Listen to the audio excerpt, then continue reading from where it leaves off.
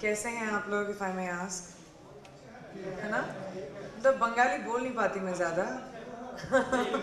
सिर्फ एक चीज़ आती है मुझे, तोमार नाम की.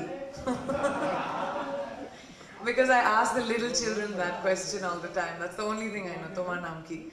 And Roshagulla. Sabse important. This has been one of my most life-changing trips that I have made along with UNICEF. I've had the incredible good fortune of working and being associated with UNICEF, which is an organization that doesn't care about the history, the geography, the physicality, anything of a child, except the fact that it's a child. And every child deserves a future, and every child deserves an opportunity to contribute to humanity. And I think that I find myself extremely privileged that I can take UNICEF's message to the world and actually be a means to an end. When I went to the Rohingya camps, and now I have spent about 4 days in Cox'sbazar, and I've also been to refugee camps, other refugee camps around the world. And the one thing that I the one thing that I take back here, I spent a lot of time with very young children, 5, 7, 8. I'll tell you a few stories. Okay.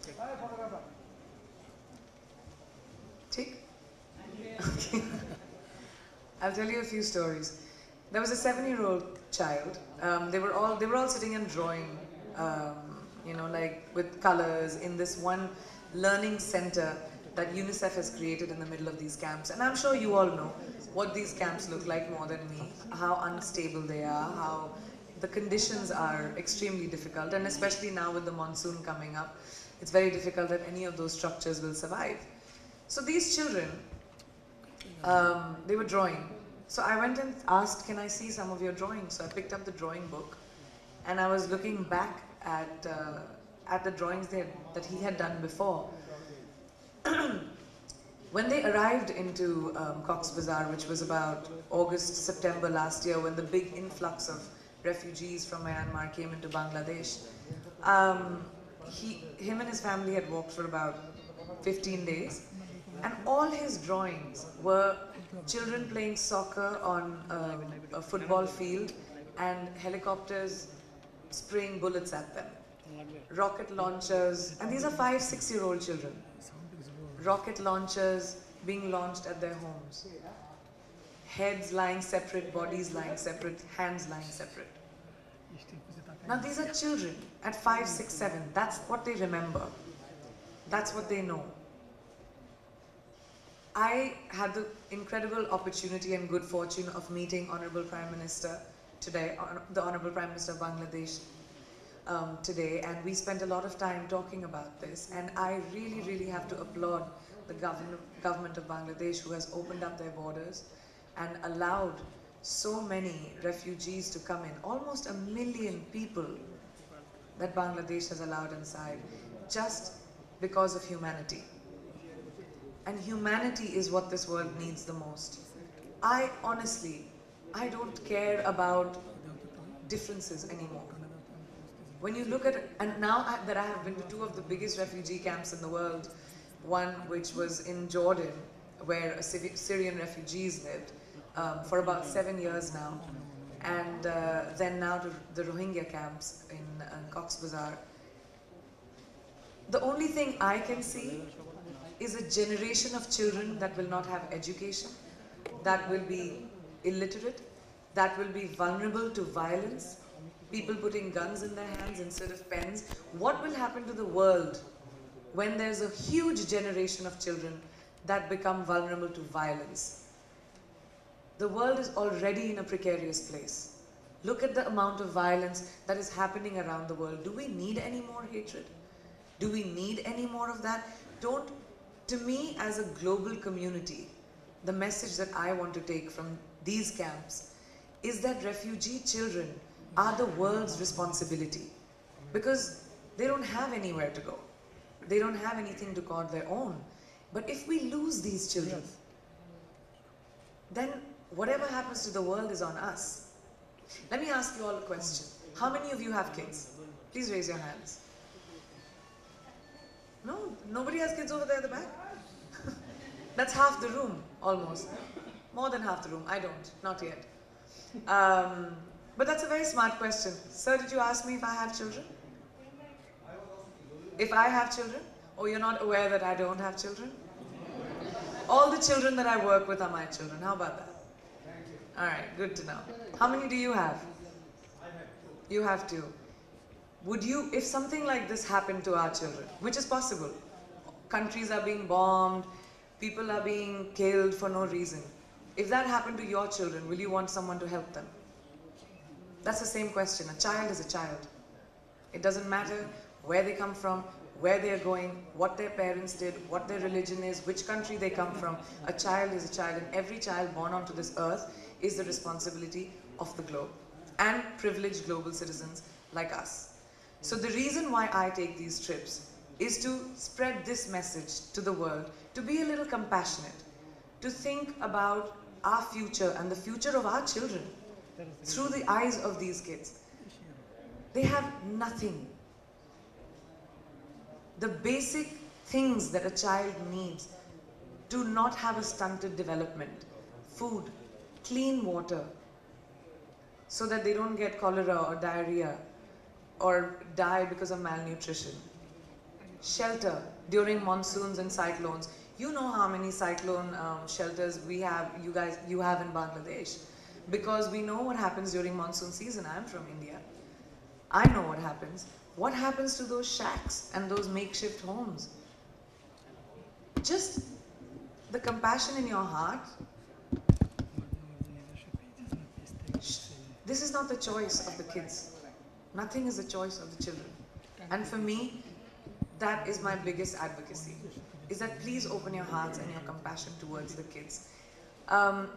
What was really wonderful to see, I was telling you the story, and this boy's name is Mansoor Ali, by the way. He was 7 years old, who was drawing these drawings of, soccer fields being bombed and bullets being sprayed at them.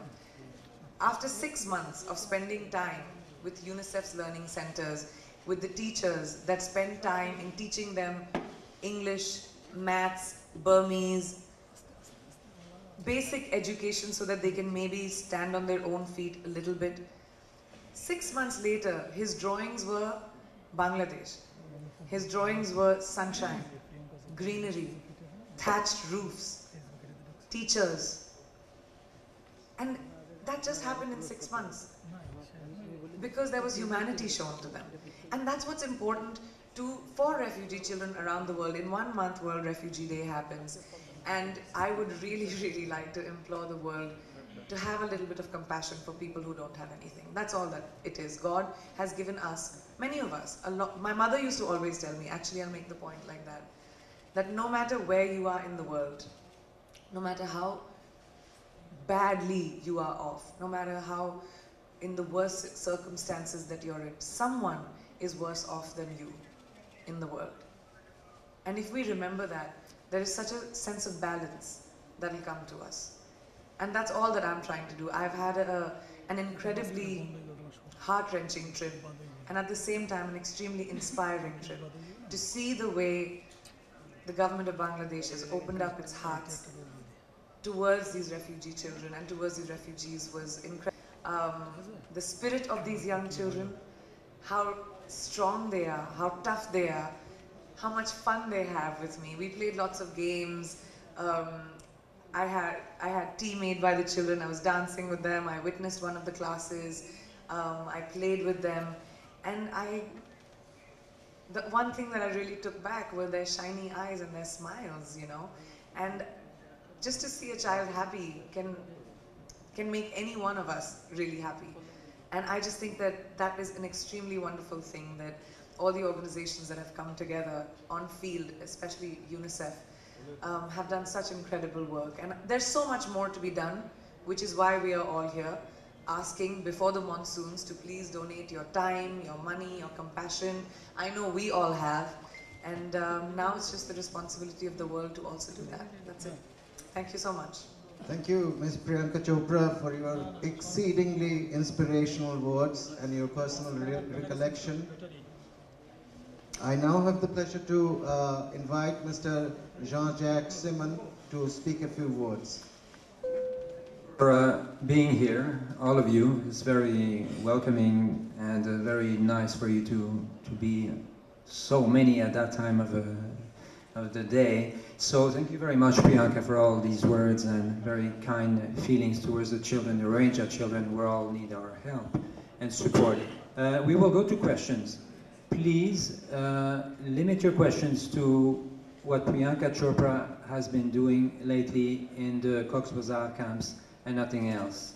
This is why Priyanka is here. She's UNICEF's Goodwill Ambassador. And I'm too small, I feel, to speak about political situations like this, or maybe not as aware. But I would only like to speak about, I'm not someone who believes in a blame game. I think that creates more hatred and more animosity. I would rather look at the future and see that instead of focusing on the violence of the past and responding with anger or hatred, I think it's important to focus on the future of these kids and put our positivity in that direction. That's what I would like to say. in green. Thank you very much. I'm Baram Khan from Bengali News Daily Paper, Azkaler Khobor. Generally, celebrity person always care about the security. But you are very easy in Cox'sbazar, and many people in Bangladesh. Many times I travel with a local bus, and they're very appraising your situation that you are very easy without strict security. How it is possible that you did take this decision? Thank you. I don't think I have done anything to anyone where they would want to hurt me. All I have seen is love in Bangladesh since I have come. Everyone that I have met, whether it was the children, whether it was the people, whether it was the security, the police, whether it was the Prime Minister, whether it is all of you, so far, I have only seen the mithas of Bangladesh so far, and I just felt that I wasn't expecting anything